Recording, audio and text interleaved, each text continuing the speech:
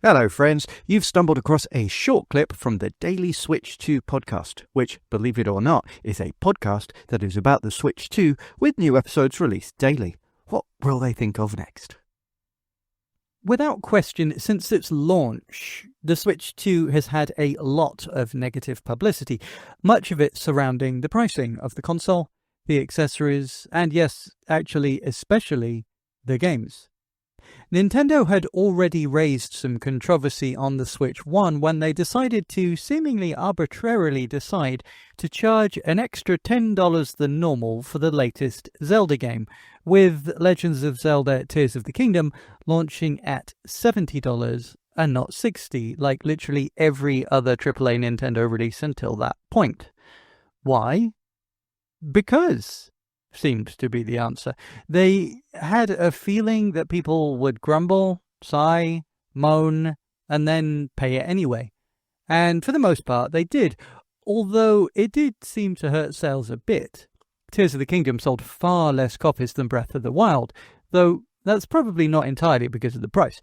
Breath of the Wild had the double advantage of being both the first open-world Zelda title and being intriguing that way, and the main launch title on a system which had barely any games at launch, and had well over 5 years on the market to gain a head start, and also render some people a little fed up with Zelda to the point of not wanting to dive right into another very similar looking game set in what is essentially the same world, don't at me. But still, if they had gone with the Majora's Mask approach and released at the same price or even less, it wouldn't have been as much of an issue now, would it? Many people just didn't want to pay $70 and sent the message to Nintendo that this was not okay to do again in the future. But when the Switch 2 launched, if you wanted to buy a copy of Mario Kart World, it would set you back $80, jumping up another $10. Now, on the one hand, you can argue that, like Tears of the Kingdom, Mario Kart is an exception to the rule. Nintendo knows that people will just go ahead and buy it anyway. It's frickin' Mario Kart. 8 Deluxe was the biggest selling Switch 1 game bar none, the biggest selling game with Mario in the title for any console. It's also arguable that they artificially increased the price in order to make the console bundle, including a download of the game for only $50 more, seem like a better deal, and therefore encourage more people to start buying games digitally rather than physically. Boo, by the way. It's like when you're at a fast food place and they sell fries or a drink with small, medium, and large sizes, but the large only costs a few cents more than the medium. The restaurant knows that the medium is overpriced and a bad deal, but they don't really expect anyone to buy it. It exists simply to make the large one look like the better deal by comparison. And so, yeah, I can kind of see the logic, but it was a bad look. Especially in this economy, when people are hurting for money, working paycheck to paycheck, the prices of literally everything going up around us. But Nintendo sitting pretty in the best financial position they have literally ever been in, arbitrarily deciding to charge $80 seemed like a really, really bad faith decision. Unnecessarily greedy. And it made people fearful that it was setting a precedent and all future games would be $80 moving forward. Thankfully, that doesn't seem to be the case. Their next big AAA game, Donkey Kong Bonanza, is arguably a bigger and better game than Mario Kart World, and it was only $70. Their next exclusive first-party release after that was Drag X Drive, or Dragon Drive, for only $20. Albeit digital only. Pokémon Legends ZA is their big holiday title and the new game bundled with the console replacing Mario Kart, and it's only $70. Kirby's Air Riders, also $70, a Kirby game. Brand new as well. We don't have confirmation yet, but in no way can I imagine Splatoon Raiders, or even potentially Metroid Prime 4, being $80 even though both Metroid and Pokemon have that dreaded Nintendo Switch 2 edition in the title. And despite some real price gouging via the use of deluxe editions, season passes, day one DLC and the like, there isn't a single third-party publisher who has decided to charge $80 for the base version of their games. EA even came out and made a statement saying that they weren't going to. It seems that everyone, Nintendo included, realizes that $80 games are not the way to go, for now at least. J'espère, touche en bois. Mais, what are the only games Nintendo have decided to sell for $80? Because there's only 4 of them, and none of them make any sense, really. Mario Kart World we've already covered. I've broken down in detail in other videos why I personally think it's a good game, but not as good as 8 Deluxe, and certainly doesn't currently have as much content, and feels somewhat empty and unfinished in areas. Under no circumstances do I think it's an $80 game. But I kind of feel Nintendo doesn't either, and artificially inflated the price to add that perceived value to the digital bundle. Call me a conspiracy theorist if you must. But here is the really weird thing. Arguably, it is the best value of the $80 games because at least it's a brand new game exclusive to Switch 2. The remaining 3 of the 4 $80 games are all games already available for the Switch 1. And at this point, available for several years, for significantly less money. I've already talked about it, but it's worth studying once more what an absolute travesty Super Mario Party Jamboree plus Jamboree TV is. It should never have been labelled Nintendo Switch 2 Edition, because what you have here is a completely untouched Switch 1 game, for some inexplicable reason, on a Switch 2 cartridge in a Switch 2 box. Not even the bare minimum of a resolution or frame rate bump. Nope, nothing. It's identical. The Plus content looks nicer, of course, but it's completely separated and not included as part of the main game. And frankly, the nicer graphics of the new content make the old content look ugly by comparison, especially when running on the higher res screen of the Switch 2 in handheld mode, which is a problem when the original game is fun and expansive and the one that you want to play, whereas the new content is pretty looking but barely any content, over extremely quickly, and the new minigames feel more like tech demos than something you'd want to actually play for any length of time. As a $20 upgrade, it's really not worth it unless you specifically want to use the webcam mode with family or friends living far away, but even then you could only use it for the handful of rubbish minigames, not the wealth of actually fun ones that you'd want to use the webcam for. I always use this word when talking about Jamboree TV, but it is bafflingly half-assed and defies all logic. They need to fix it with an update. I'm surprised that they haven't been hit with a lawsuit for trying to describe the identical game as a Switch 2 edition. It's simply not. So at $20, it's a mostly worthless update, but at $80? It's crazy. Under no circumstances is it worth it. And when compared to the excellence of DK Bonanza for $10 less, it is laughable. Jamboree is a good game. Just find a cheap Switch 1 copy and don't support this madness, please. Faring slightly better is Tears of the Kingdom, another Switch 2 edition. Now, obviously, it's a good game. Obviously. But it was already $10 too expensive according to many fans, and to re-release it at another $10 more on top of that is insanity. But it is a good game. If you've never played it before, this is the best legal way to play it.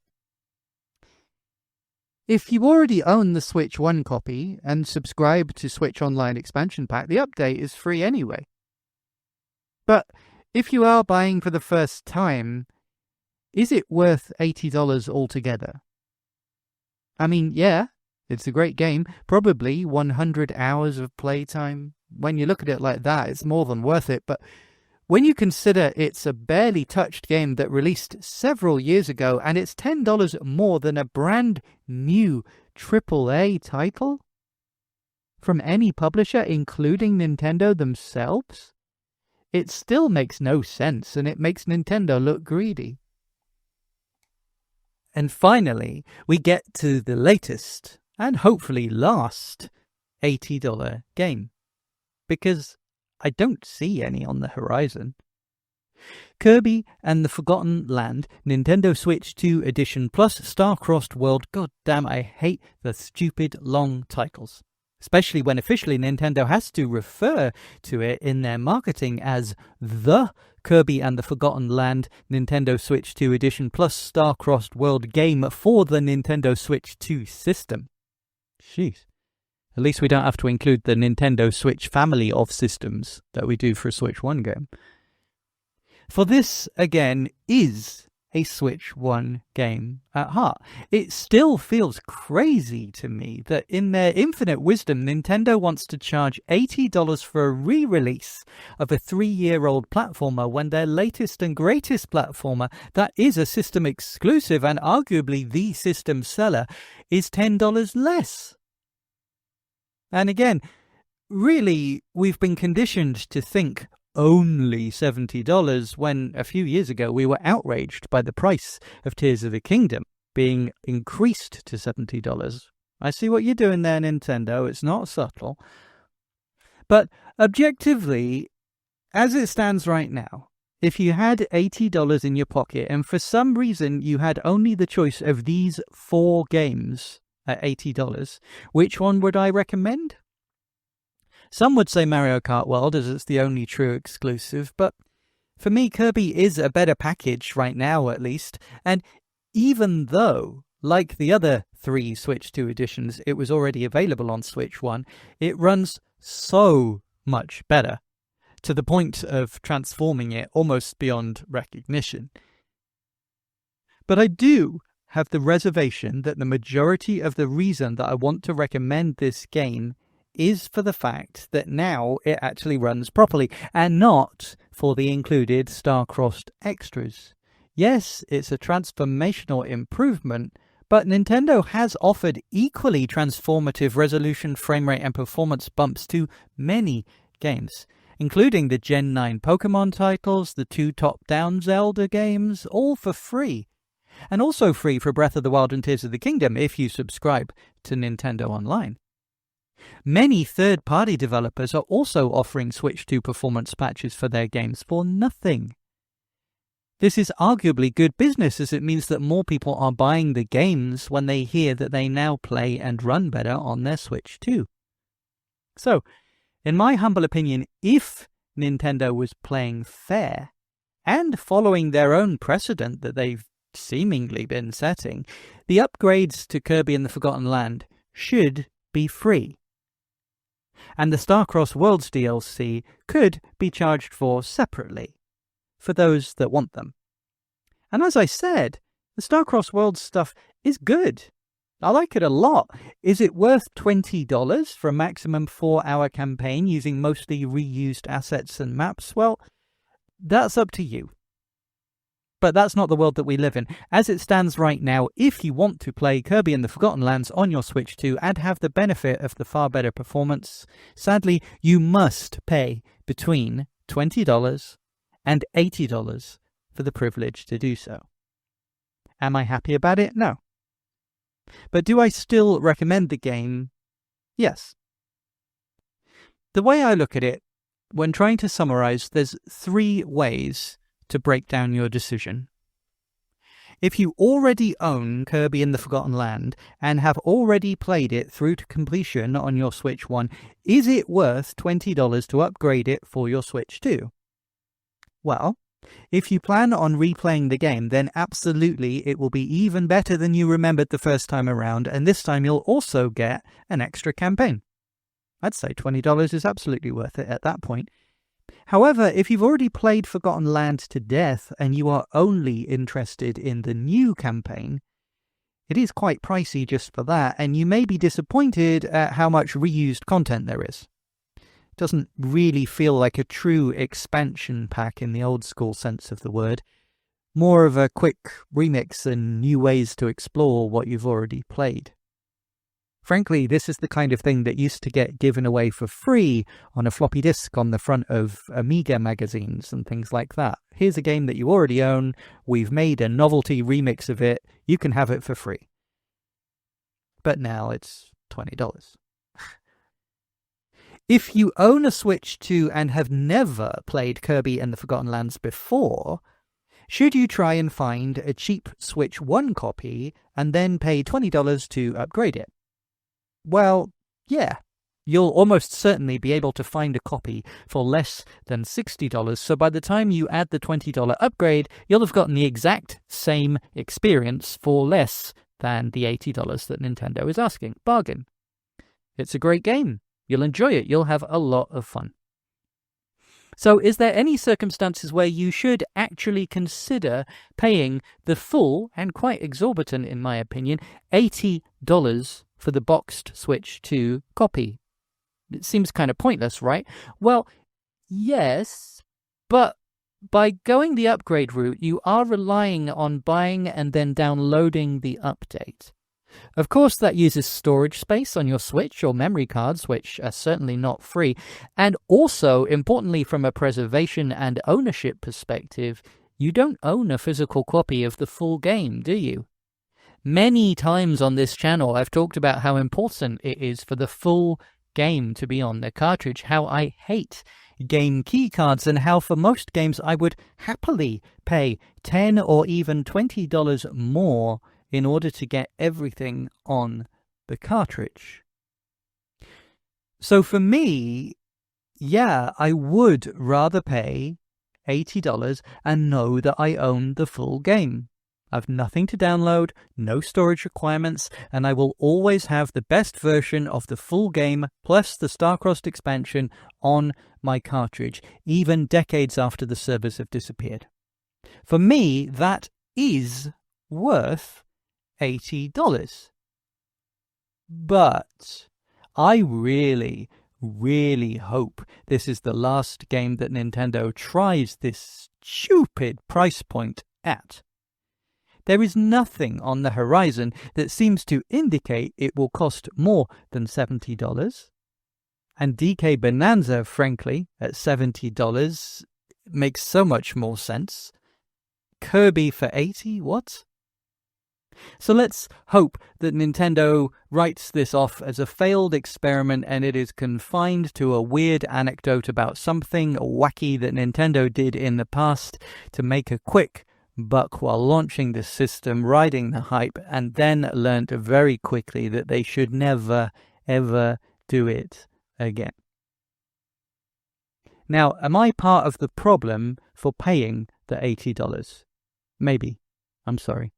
But I'd be equally hypocritical if I didn't buy it, after saying so many times that I will buy every new Switch 2 game that releases fully on the cart. They are few and far between, and we need to encourage more of them. Well, that was funny / sad / informative / stupid, wasn't it? Feel free to mentally redact to make that make sense with the clip that you just heard. I don't know what it was. I'm just recording a bumper.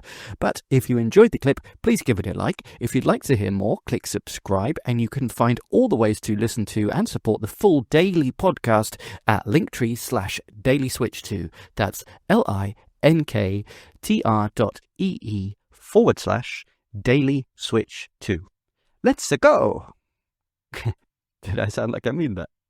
I do. I really do.